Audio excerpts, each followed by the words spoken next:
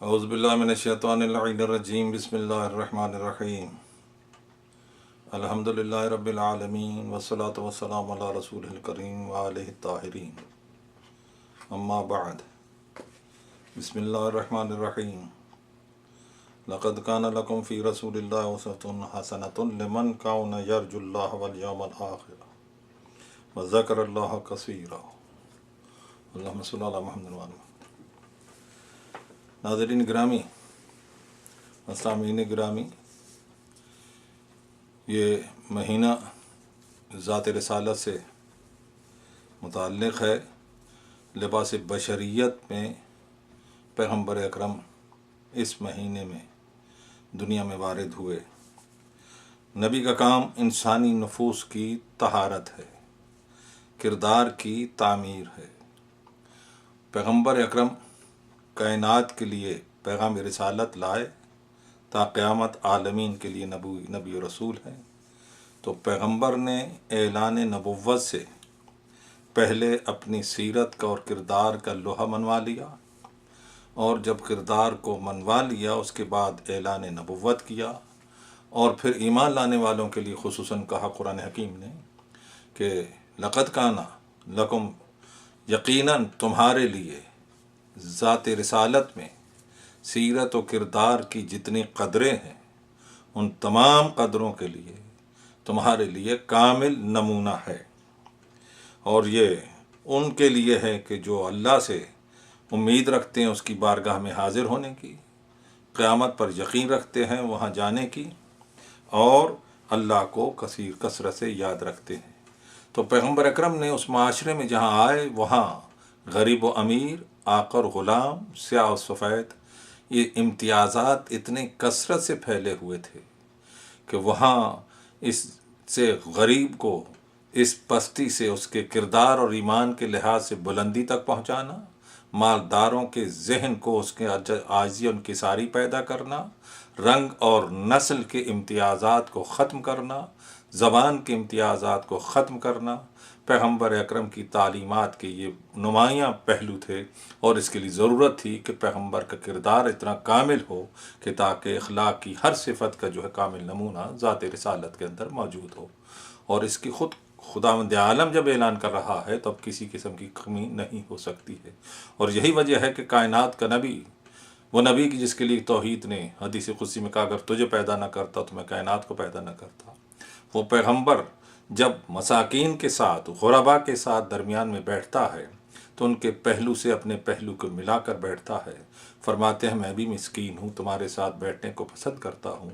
تو وہ پیغمبر جو اخلاق کی تعلیم دینے کے لیے آیا تھا، اپنے ہر کردار کی ہر منزل پر اخلاق کی ہر صفت میں کامل نمونہ بن کی حیثیت سے اپنے آپ کو پیش کیا. تو فکر کی بدلنے کے لیے آئے تھے. تو ایک موقع ایسا بھی آتا ہے کہ اس موقع کے اوپر صاحبان دولت نے یہ پیغام بھیجا کہ یا رسول اللہ جی ہمیشہ غربا آپ کے پاس بیٹھے رہتے ہیں، ہمارے لیے بھی کوئی موقع ہو کہ تاکہ ہم آپ سے اپنے سوالات آپ کی بارگاہ میں پیش کر سکیں. یعنی وہ چاہتے تھے کہ ایک امتیاز ہو ہمارے درمیان اور غربا کے درمیان. وہی کا تابع نبی جو ہے وہ خاموش رہتا ہے تو قرآن کی آیت نازل ہوتی ہے کہ اے میرے حبیب لا تطرد الذین یدعون ربهم بالغداۃ والعشی، اے رسول خبردار، یہ صبح و شام جو مجھے یاد کرتے ہیں، میرا ذکر کرتے ہیں، ان کو اپنی بارگاہ سے تم خارج نہیں کر سکتے ہو. اور پھر کو اس آیت کے آخر میں قدرت کے انداز کتنا بدلا ہوا ہے کہ جہاں قدرت جو ہے پیغمبر کی جان کی کلام کی قسم کھا رہی ہو، وہ ذات توحید جو اپنے حبیب سے کہتی ہے اگر تم نے یہ امتیاز قائم کیا، غربا اور مساکین کو اپنے سے علیحدہ کیا ان صاحبان دولت کے وجہ سے، تو تم ظالموں میں سے ہو جاؤ گے. تو اب معلوم ہوا کہ قرآن حکیم بتا رہا ہے کہ کسی مومن کو رسول اپنی بزم سے خارج نہیں کر سکتا ہے، اور اگر کسی کو خارج کرے گا تو ان کی رسالت باقی نہیں رہے گی.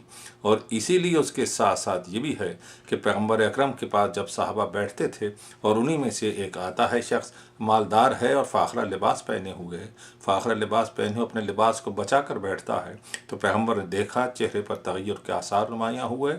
وہ سمجھ گیا تو فوراً دستبردار کرتا ہے کہ یا رسول اللہ میں اپنی آدھی دولت اس صحابی کی خدمت میں پیش کرتا ہوں. پیغمبر نے فرمایا کہ اس سے پوچھو بھی صحیح کہ تمہاری دولت لیتا بھی ہے یا نہیں. تو اس نے کہا کہ یا رسول اللہ مجھے ایسے مال کی ضرورت نہیں ہے کہ جس کے آنے کے بعد دماغ اتنا بگڑ جائے کہ بزم رسالت کا احساس بھی نہ رہے. تو پیغمبر اکرم نے غربا کے اندر اتنی جو ہے بلندی پیدا کر دی کہ معلوم ہوا کہ کردار کی بلندی جو ہے وہی نگاہ توحید کے نزدیک جو ہے قابل عزت و احترام ہے، اور وہی نگاہ رسالت کے نزدیک جو ہے وہ قابل عزت و احترام ہے. اور اسی لیے جہاں اتنے امتیازات تھے، قرآن حکیم میں ایک جگہ کہا ہے کہ زبان کا جہاں تک مسئلہ ہے تو اگر عربی زبان میں قرآن نازل ہوا تو تم اس کو اپنے لیے فخر کا امتیاز نہیں سمجھ سکتے ہو، بنا سکتے ہو. اور یہ بھی قرآن کا اگر ہم عربی میں نازل نہ کرتے تو یہ عرب زبان والے اس پر ایمان ہی نہ لاتے ایک منزل پر. خدا یہ بھی فرما رہا ہے. زبان کے امتیاز کو ختم کیا، نسل کے امتیاز کو ختم کیا، اور ان تمام کے لیے قرآن نے اعلان کیا نسلوں کے امتیاز کو ختم کرنے کے لیے کہ قرآن حکیم اعلان کیا کہ انسانوں ہم نے تمہیں ایک مرد و عورت یعنی آدم اور حوا سے تمہیں پیدا کیا ہے، اور ہم نے تمہارے درمیان قبائلوں میں تمہیں تقسیم کر دیا ہے. اور یہ تقسیم جو قبائل کی ہے سب یہ کسی عزت و شرف کی بنا پر نہیں ہے. ہمارے نزدیک عزت تم میں سے کسے حاصل ہے؟ ان اکرمکم عند اللہ اتقاکم. تم میں سے جو کردار کا بلند ہے، فکر کی پاکیزی رکھتا ہے، کردار پاکیزہ ہے، تو اس کی جو ہے خدا کے نزدیک تم سب سے اس کی عزت زیادہ ہے. تو کردار کی بلندی ہو تو یقیناً خدا کی نگاہ میں اور توحید کی رسالت کی نگاہ میں قابل احترام ہو سکتا ہے.